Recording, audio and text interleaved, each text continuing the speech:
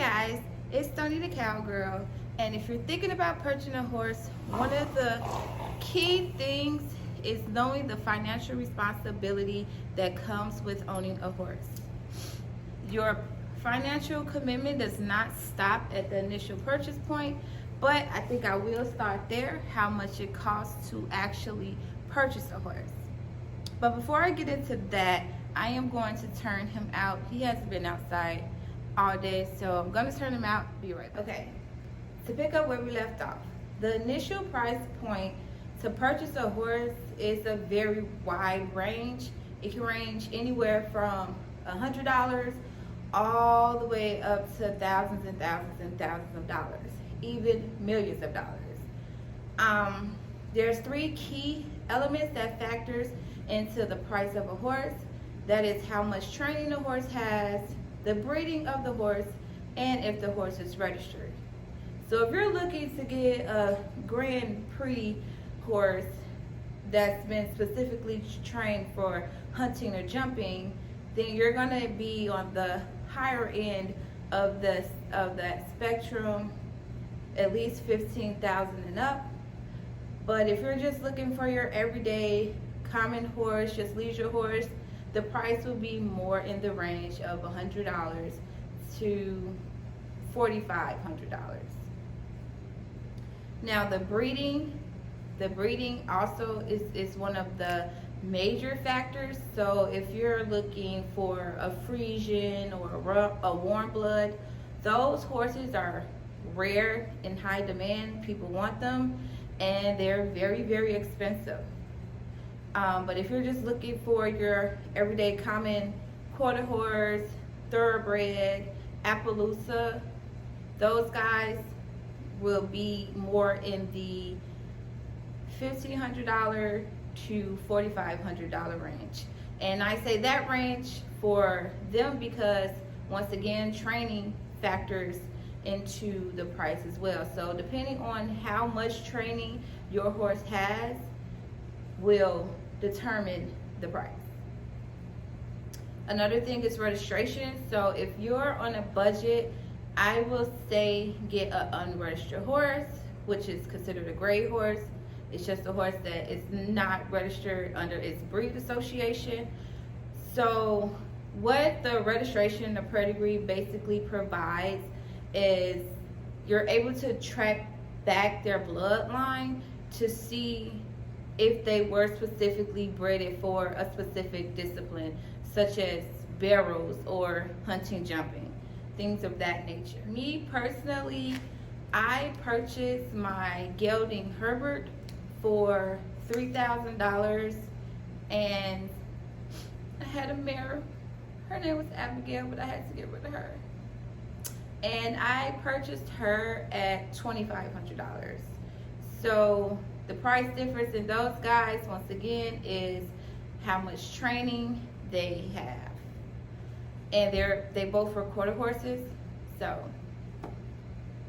okay, now that you have your horse, you have, you know what you're looking for. How would you get the horse to the destination? What is the destination? Where will your horse go? So your next major expense would be boarding. This is where your horse basically will live. If you don't have the space on your own private property, if you don't plan on having your horse on your private property, then they have to be at a boarding facility. And there are 4 different types of boarding. You have full service board, you have partial boarding, you have self-boarding, and pasture boarding. Full service boarding is when you board your horse at a boarding facility and the farm hands basically tend to your horse 7 days a week, taking care of all the daily needs of your horse. So this includes hay and grain twice a day, turnout, which is taking them outside, cleaning their stalls, as well as replacing shavings in their stall. And they usually also have indoor and outdoor arenas at your leisure, so you can enjoy riding your horse on property. Full service board range anywhere depending on your area, but for my area it ranges anywhere from $350 to $700, and that is per month. The next boarding option will be partial boarding, which is basically you and the farm hands will share some of the work as far as attending to your horse.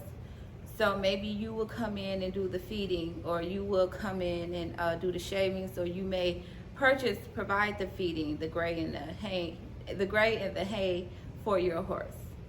And I would say the price point for partial boarding would be between $250 to $350. Your next option would be pasture boarding. So pasture boarding is basically, it's kind of like the same as full service board, except for your horse will live out in pasture all year round. The pricing for pasture boarding is once again in that $250 to $350 range. The last option for boarding is self-boarding. That is what I am currently doing, and self-boarding pretty much it is what it sounds like. You have to do everything yourself. So you have to provide feeding, the hay and grain, you have to fill up water buckets, you have to provide the shavings as well as clean out the shavings. And that price point is between $150 to a little bit over $200. So if you're initially just coming into this and you don't want to pay $300 to $700 a month for your horse, I would say if you're on a budget, self-boarding would be the better option. Unfortunately, I am here by default due to my mare, but that's another story for another day. But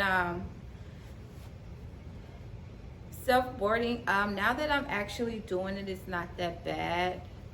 I like the feeling of knowing that my horse is getting the proper care that he needs. The next expense I am going to move to is transporting. So now that you have your horse and you know where you want your horse to go, how will he get there? Or how will she get there? So transporting a horse can range from $50 to $1,500. The factors are, of course, the mileage. That's the main thing, how far the distance is and how much the transporting company may charge you per mile. And this is just assuming you don't have a buddy with a truck and a trailer, or if you don't have options as such. But going from, typically horse transporting companies charge between $1 to $3 per mile. So once again, it depends on how far your horse is coming from and to where it's going. Another expense will be feed. What grain will your horse need? What will your horse diet consist of? Now, if you're not too knowledgeable on horses' diets, I would consult with your vet as to what grain that they will recommend to put your horse on. The things that factors into a horse diet is if your horse is an easy keeper or a hard keeper.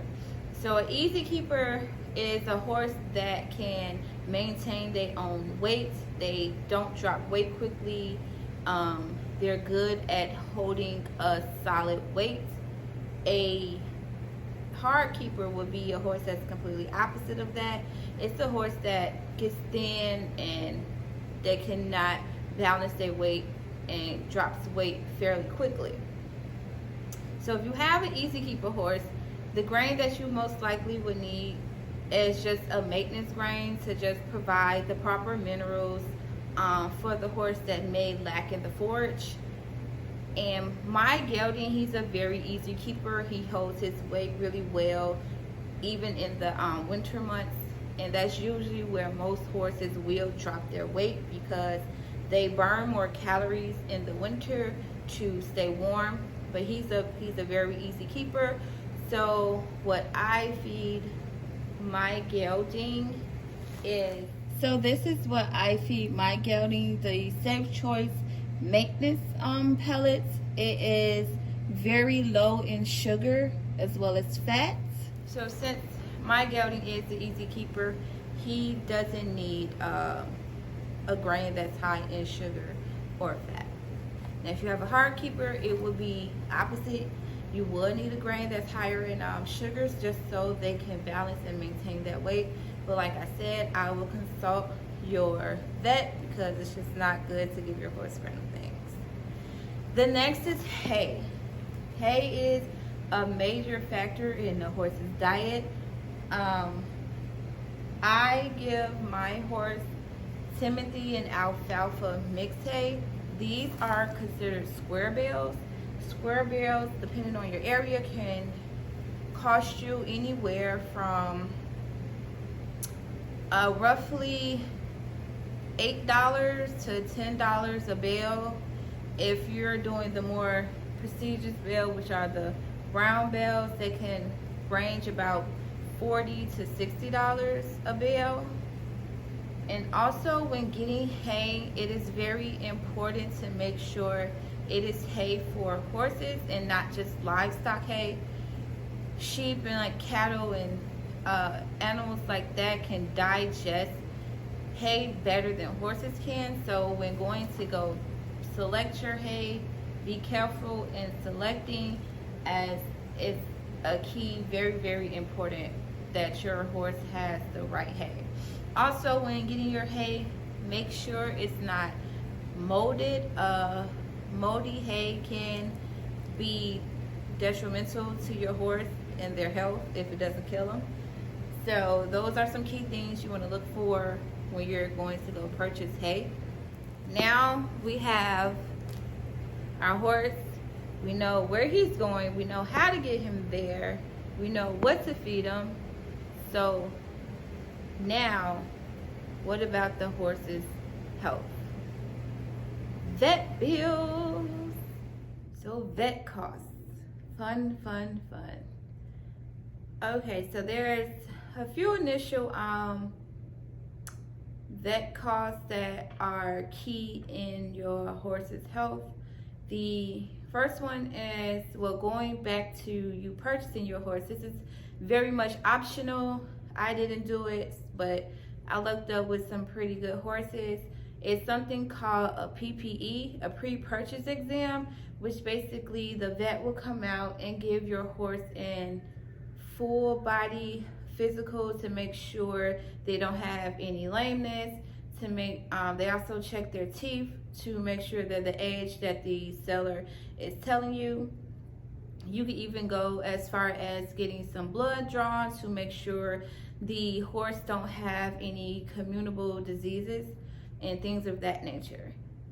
But once you have your horse, the first test you will want to get, if you do not do the PPE,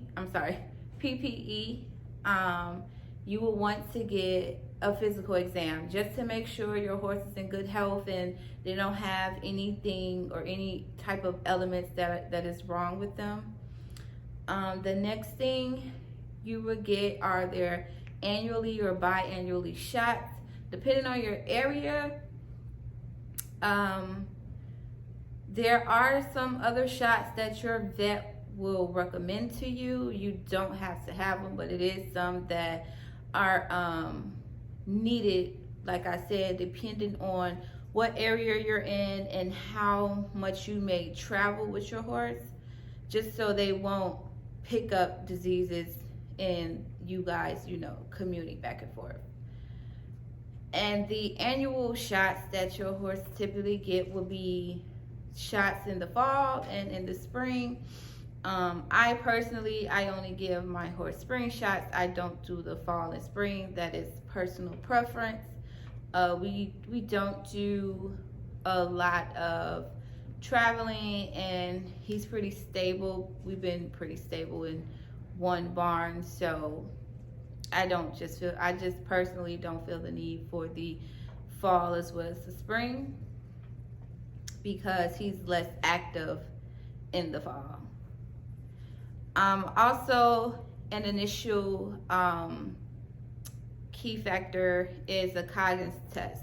So basically, if you do shows or if you do events, you will have to have a Coggins test, and this test basically just says my horse is healthy, he doesn't have any diseases, we're good to go. Moving on to our next expense, that will be tack. Tack is basically the equipment that you use to handle your horse. So you got a horse, you want to ride him. First initial tack item you should buy is a saddle. Now there are some key things that goes into purchasing a saddle. I would not just go out and randomly purchase a saddle. You have to get a saddle that fits your horse, but I'm going to do a more detailed video as far as what to look for when purchasing a saddle. But just for right now, let's just keep it pretty general.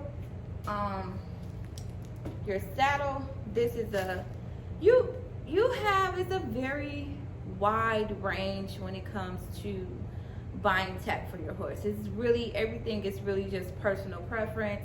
You know, if you just like the higher end, the name brand stuff, or the good quality stuff, then you're going to be, of course, on the higher end of the spectrum.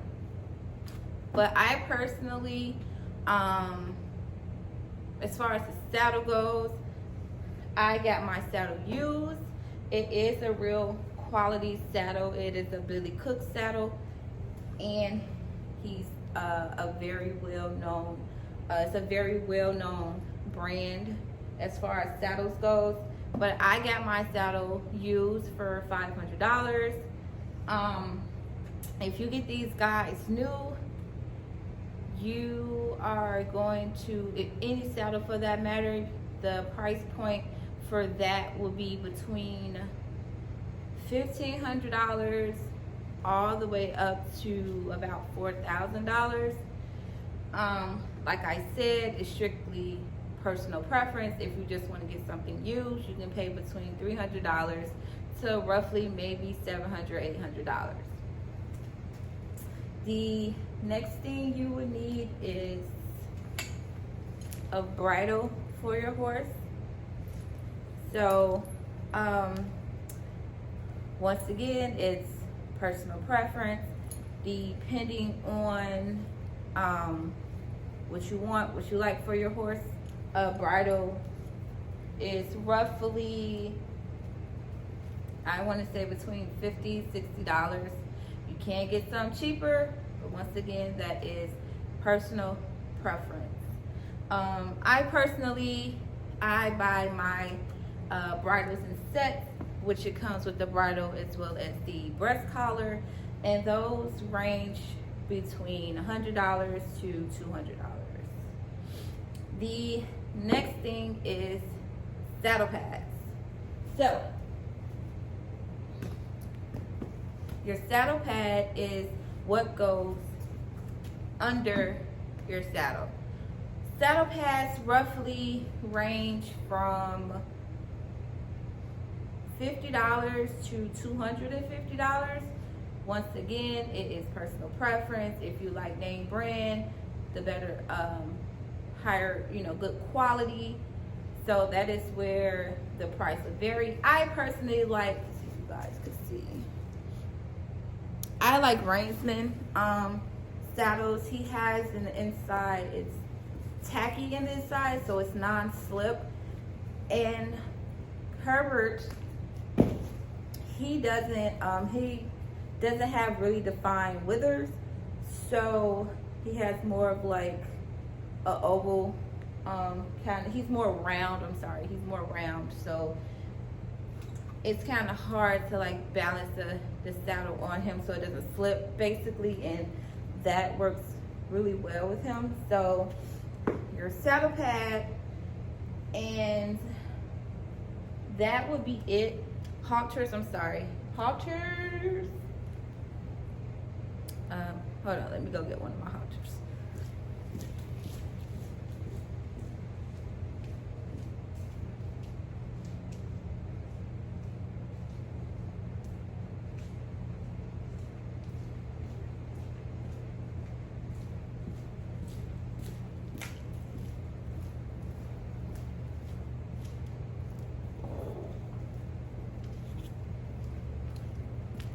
Okay, so halters. You have your everyday halter. This is just a little cheap halter that I bought from probably I think I got it from Tractor Supply or Farm and Fleet. It's like 20 bucks new. This is a rope halter. It's more for used for training. And this particular rope halter came with the lunge line. So this set was about $80.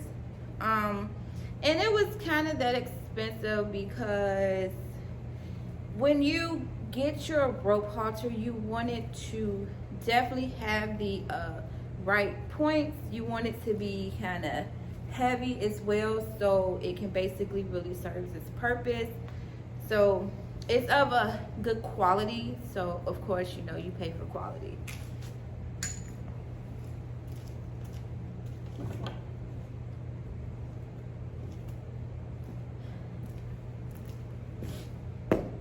So last thing, finally, our last expense, hopefully, is the farrier.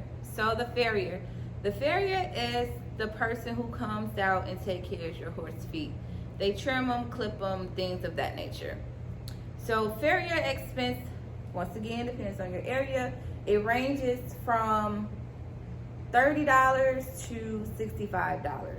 And they come out your horse usually, depending on how long your horse hoof grow, or how quickly your horse hoof grow, they come out between every 4 to 8 weeks. I personally, I pay $65 for Herbert's feet, and of course that includes all 4. That's not per hoof.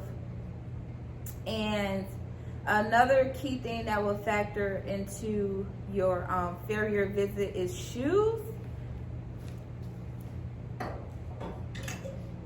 So, if your horse have shoes on, especially if depending on how the farrier puts the shoes on, it's going to factor into the price.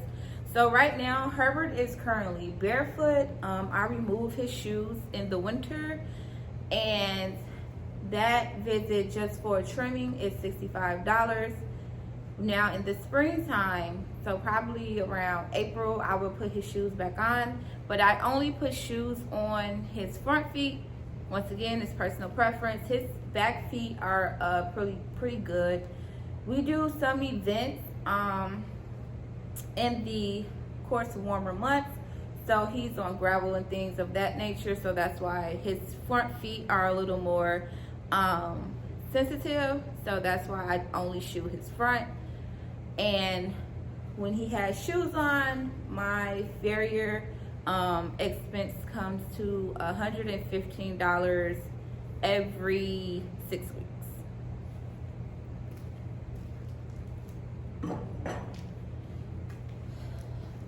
So now, quick overview.